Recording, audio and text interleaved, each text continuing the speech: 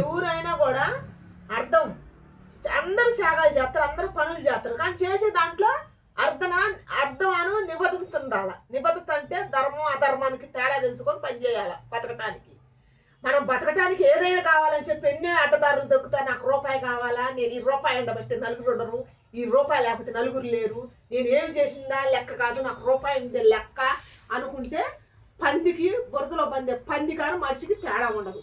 అందుకని దయచేసి నేను చెబుతున్నా, 10 తలలు రావణాసురుడు శ్రీరాముడు అంతటి వాడిని కూడా ఈయన కన్నా ఎక్కువ ఆయన సాధన చేసిండట రావణాసురుడు. అయితే రాముడు వారు స్వామి సాధన తక్కువ చేసినా కూడా ధర్మం ఈయనకాడుంది. ధర్మం ఈయనకాడుంది అంటే ఆయన ఎంత సాధన చేసినా కూడా ధర్మం లేదు, అధర్మం ఉంది. అందుకే ఆయన గెలవలా, ఓడిపోయిండు. ఇక్కడ ధర్మం ఉండబట్టి ఈయన గెలిచిండు. ఇది తెలుసుకోవాలి సమాజం. మన జనం ఒకరినొకరు నిందించుకునేటప్పుడు ఒకరినొకరు ఏం పని చేసేది, ఇక్కడ మాట్లాడే వాళ్ళకి ఎంత ధర్మం ఉంది, మాట్లాడిన వాళ్ళకి ఎంత ధర్మం ఉంది.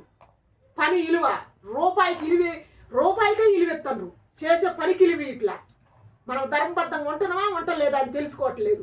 దయచేసి ఎన్ని రూపాయలు ఉన్నా కూడా నువ్వు ధర్మంగా లేకపోతే ఒకేసారి 100 గొడ్లు తిన్న రాబందు కూడా ఒక్క గాలివానకి కూలిపోద్ది. ఈ నిజం తెలుసుకున్నాడు భూమి మీద ధర్మబద్ధంగా బతుకుతుడు. అది